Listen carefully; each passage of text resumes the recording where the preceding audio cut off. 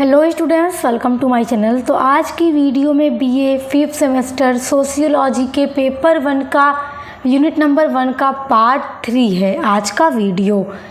देखिए, आज की वीडियो में हम पढ़ेंगे भारत में समाजशास्त्र का उद्भव एवं विकास।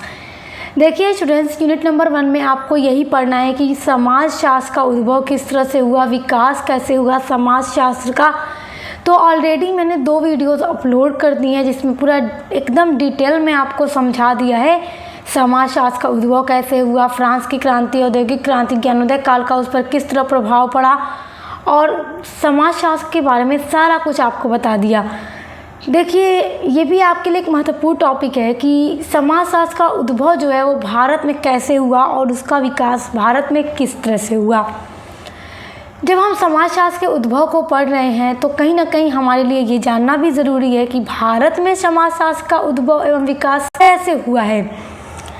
तो आज की वीडियो में हम यही डिटेल में पूरा पढ़ने वाले हैं, तो चलिए देखते हैं। अच्छा देखिए, सबसे पहले हम बात करते हैं कि भारत में समाजशास्त्र के पिता किसको कहा जाता है। तो गोविंद सदाशिव घुरिये को भारतीय सोशियोलॉजी का पिता कहा जाता है। तो हम जीएस घुरिये के बारे में भी आज की वीडियो में जानेंगे, क्योंकि जब उन्हें पिता कहा जाता है समाजशास्त्र का तो उनके बारे में जानना भी आपके लिए इम्पोर्टेंट है, क्योंकि परीक्षा में पूछ सकता है। जो चीज़ें परीक्षा के दृष्टि से महत्वपूर्ण हैं वो मैं आपको पूरा पढ़ा देती हूँ। देखिए, पहले पश्चिमी में भारत का जो अध्ययन है वो मानव विज्ञान के अंतर्गत किया जाता था, और जब भारत में समाजशास्त्र का उद्भव हुआ तो भारत का अध्ययन मानव विज्ञान, समाजशास्त्र या फिर सामाजिक मानव विज्ञान के मिश्रण के तहत किया गया। देखिए, भारत में समाजशास्त्र जो है शुरू में अर्थशास्त्र एवं नागरिक शास्त्र के विषय के साथ पढ़ाया जाता था, क्योंकि पहले समाजशास्त्र भारत में एक सब्जेक्ट के रूप में विकसित नहीं हुआ था। तो इकोनॉमिक्स या फिर सिविक्स, इन दोनों सब्जेक्ट्स के साथ समाजशास्त्र को जोड़ करके पढ़ाया जाता था, एक अलग सब्जेक्ट के रूप में नहीं पढ़ाया जाता था। भारत में समाजशास्त्र जो है 1914 ईस्वी से ही मुंबई विश्वविद्यालय में पढ़ाया जाता था। देखिए, 1914 से ही कहा जाए तो मुंबई विश्वविद्यालय में सोशियोलॉजी को पढ़ाया जाने लगा था, लेकिन भारत में समाजशास्त्र 1914 से विकसित नहीं हुआ। तो देखिए, लेकिन भारत में समाजशास्त्र का जो वास्तविक उद्भव है वो मुंबई और लखनऊ विश्वविद्यालय में जब अलग से सोशियोलॉजी का डिपार्टमेंट बनाया गया, अलग से समाजशास्त्र के विभाग की स्थापना मुंबई विश्वविद्यालय और लखनऊ विश्वविद्यालय दोनों में की गई, तब जा कर के क्या हुआ, सोशियोलॉजी की वास्तविक नींव पड़ी यहाँ भारत में। उससे पहले 1914 से तो पढ़ाया जा रहा था, लेकिन विकसित नहीं हुआ था अच्छे से। तो जब 1919 ईस्वी में पैट्रिक गिट्स की अध्यक्षता में मुंबई विश्वविद्यालय में समाजशास्त्र की स्थापना की गई, समाजशास्त्र का विभाग बनाया गया मुंबई यूनिवर्सिटी में। किसकी अध्यक्षता में? पैट्रिक गिट्स की अध्यक्षता में। और पैट्रिक गिट्स के साथ जीएस घुरिये भी शामिल हुए। देखिए, जीएस घुरिये जो थे वो संस्कृत के स्टूडेंट थे, लेकिन जब मुंबई विश्वविद्यालय में समाजशास्त्र को पढ़ाया जाने लगा तो पैट्रिक गिट्स के साथ ये भी जुड़े रहे समाजशास्त्र के विभाग की स्थापना कराने में।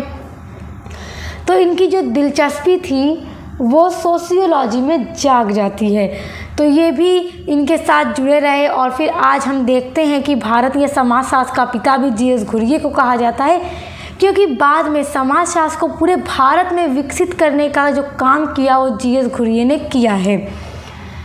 उसके बाद देखिए, 1924 ईस्वी में घुरिये जो थे, जीएस घुरिये, मुंबई विश्वविद्यालय के समाजशास्त्र विभाग में दूसरे प्रमुख बनने वाले व्यक्ति थे। पहला कौन था? पैट्रिक गिट्स थे, दूसरा जीएस घुरिये थे। देखिए, 1921 में लखनऊ यूनिवर्सिटी में भी समाजशास्त्र के विभाग की स्थापना की गई। तो अब आप इससे समझ रहे हैं ना कि 1919 में मुंबई में की गई, 1921 में लखनऊ में की गई। तो इससे क्या हुआ, सोशियोलॉजी अलग अलग डिपार्टमेंट के माध्यम से फैलने लगा अलग अलग विश्वविद्यालयों में। तो लखनऊ विश्वविद्यालय में अध्यक्षता किसने की, प्रोफेसर BN शील ने की।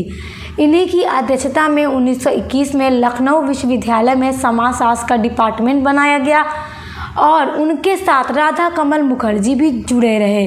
राधा कमल मुखर्जी भी भारत के बहुत बड़े समाजशास्त्री थे। और देखिए फिर इसी तरह से समाजशास्त्र जो है भारत के अन्य महाविद्यालय विश्वविद्यालय सभी में पहुंचा और 1953 ईस्वी में पटना विश्वविद्यालय में डॉक्टर नर्मदेश्वर प्रसाद की अध्यक्षता में भी समाजशास्त्र विभाग की स्थापना की गई।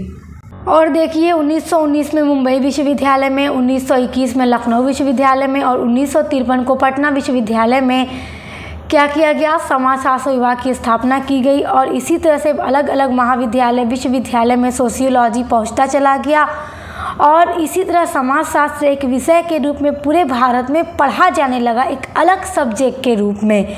और समाजशास्त्र विषय में आज छात्रों को काफ़ी ज़्यादा इंटरेस्ट भी है और ये सब्जेक्ट लोगों को अपनी तरफ आकर्षित भी करता है। और आप भी बेशक पढ़ रहे हैं सोशियोलॉजी को क्योंकि आपको इंटरेस्ट है, तभी तो आप पढ़ रहे हैं। वैसे अच्छा सब्जेक्ट है बहुत सोशियोलॉजी। तो देखिए इस तरह से हमने ये समझा ना कि कब से ये शुरू हुआ। ये याद रखिएगा कि 1914 से ही पढ़ाया जा रहा था मुंबई यूनिवर्सिटी में, लेकिन विकसित कब से हुआ, जब मुंबई विश्वविद्यालय में इसका अलग डिपार्टमेंट बनाया गया, लखनऊ में बनाया गया, पटना में बनाया गया और धीरे धीरे पूरे भारत के सभी विश्वविद्यालयों में इसका अलग से डिपार्टमेंट बना और पूरे भारत में हर विश्वविद्यालय में ये एक सब्जेक्ट के रूप में पढ़ा जाने लगा। अब हम बात करते हैं GS घुरिये की, जिन्हें भारतीय समाजशास्त्र का पिता कहा जाता है। भारतीय समाजशास्त्र के पिता गोविंद सदाशिव घुरिये परीक्षा के दृष्टि से इम्पोर्टेंट है, इसलिए इसको भी हम इसी वीडियो में कवर कर लेते हैं। देखिए गोविंद सदाशिव घुरिये एक संस्कृत के स्टूडेंट थे, मगर जब से ये सोशियोलॉजी को इन्होंने देखा तो इसमें उनका इंटरेस्ट जाग गया। तो उन्होंने भारत में समाजशास्त्रीय सोच के विकास में महत्वपूर्ण भूमिका निभाई है और भारतीय समाज और संस्कृति पर अपने काम के लिए ये जाने जाते हैं। घुरिये का जो काम था भारतीय समाज और संस्कृति पर केंद्रित था। इन्होंने भारतीय समाज और संस्कृति पर अपना पूरा ध्यान केंद्रित रखा और इस पर काफ़ी ज़्यादा इन्होंने रिसर्च किया और अध्ययन भी किया और उस पर अपने विचार भी प्रस्तुत किए। वे विशेष रूप से भारत में जाति, धर्म और रिश्तेदारी के अध्ययन में रुचि रखते थे और उनके शोध ने भारत में समाजशास्त्र के क्षेत्र को स्थापित करने में काफ़ी ज़्यादा मदद की और उन्होंने भारत में समाजशास्त्रीय सोच के विकास में महत्वपूर्ण भूमिका निभाई और भारतीय समाज और संस्कृति पर अपने काम के लिए ये आज भी जाने जाते हैं। और जब भी हमसे ये प्रश्न पूछा जाता है कि भारतीय सोशियोलॉजी का पिता कौन है, तो हम जवाब देते हैं गोविंद सदाशिव घुरिये, क्योंकि इनका योगदान ही कुछ ऐसा है समाजशास्त्र के क्षेत्र में जो कि बहुत अधिक है। और बहुत चलिए अब हम इनका देख लेते हैं जन्म कहाँ हुआ, किस जाति से थे, ये सारी चीज़ें। इनका जन्म हुआ 12 दिसंबर 1893 को भारत के पश्चिमी तट पर स्थित मालवा क्षेत्र में, जो कि महाराष्ट्र में स्थित है। तो किस राज्य में हुआ, महाराष्ट्र में इनका जन्म हुआ। और ये किस जाति से थे, तो ये ब्राह्मण जाति से थे। इनकी मृत्यु होती है 28 दिसंबर 1983 ईस्वी को। जन्म और मृत्यु का डेट याद रखिएगा, परीक्षा के लिए महत्वपूर्ण है। ऑब्जेक्टिव टाइप जहाँ एग्ज़ाम होते हैं 100% पूछा जाएगा। देखिए यहाँ पर घुरिये लिखने में थोड़ा मिस्टेक हो गई है, यहाँ पे ये र है, यहाँ पे ए की मात्रा होगी घुरिये। घुरिये ने अपनी प्राथमिक शिक्षा मालवन में पाई थी और इसके बाद 10वीं कक्षा की पढ़ाई के लिए गुजरात जूनागढ़ गए और उनकी उच्च शिक्षा एलकिड्स कॉलेज में हुई थी। इन्होंने अपने सभी परीक्षाएं प्रथम श्रेणी से उत्तीर्ण की। देखिए कितने अच्छे थे पढ़ने में कि सभी परीक्षा में ये फर्स्ट आते थे। उन्होंने एमए की डिग्री संस्कृत भाषा में की थी। अब देखिए इन्होंने अपना जो एमए था वो उन्होंने संस्कृत में ही किया था। जैसा कि मैंने आपको बताया ये संस्कृत के स्टूडेंट थे। जब 1919 ईस्वी में पैट्रिक गिट्स ने बम्बई विश्वविद्यालय में समाजशास्त्र विषय को पढ़ाना शुरू किया तो उनके 1 या 2 व्याख्यान जीएस घुरिये सुनते हैं और बहुत ज़्यादा प्रभावित भी हो जाते हैं पैट्रिक गिट्स के उन सभी व्याख्यान और उन सभी लेक्चर से जो पैट्रिक गिट्स सोशियोलॉजी के बारे में देते हैं। तो तभी से संस्कृत के इस विद्यार्थी की जो रुचि थी वो समाजशास्त्र में जागृत हो गई और पैट्रिक गिट्स ने क्या किया, ब्रिटिश विद्यालय में समाजशास्त्र का प्रशिक्षण पाने के लिए जीएस घुरिये का चयन भी करते हैं। चयन करने का मतलब कि जीएस घुरिये अब जैसा कि संस्कृत के स्टूडेंट थे, अब सोशियोलॉजी में अच्छी ट्रेनिंग पाने के लिए गिट्स क्या करते हैं, इनको ब्रिटिश विश्वविद्यालय भेजते हैं। तो गिट्स की ही सिफारिश पर बम्बई विश्वविद्यालय में इन्हें लंदन भेज दिया। तो जीएस घुरिये वहाँ जाते हैं और कैम्ब्रिज विश्वविद्यालय से पीएचडी करते हैं और ये प्रोफेसर हो जाते हैं सोशियोलॉजी के। 1924 में घुरिये बॉम्बे विश्वविद्यालय में समाजशास्त्र विभाग के प्रमुख बनने वाले दूसरे व्यक्ति थे। पहला व्यक्ति कौन था, पैट्रिक गिट्स थे, याद रखिएगा। देखिए घुरिये ने इंडियन सोशियोलॉजिकल सोसाइटी और इसकी पत्रिका सोशियोलॉजिकल बुलेटिन की स्थापना करके समाजशास्त्र के व्यवसायीकरण में महत्वपूर्ण भूमिका निभाई। इन्होंने पत्रिकाएं निकाली ताकि समाजशास्त्र को विकसित किया जा सके। भारत में समाजशास्त्र और मानव विज्ञान के विकास में घुरिये का योगदान बहुत बड़ा बहुआयामी था। वे एक महान समाजशास्त्री थे, इसलिए इन्हें भारतीय समाजशास्त्र का पिता कहा जाता है। तो स्टूडेंट्स, आई होप अब आप समाजशास्त्र के उद्भव के बारे में और भारत में इसके समाजशास्त्र के उद्भव के बारे में सब अच्छे से समझ गए होंगे।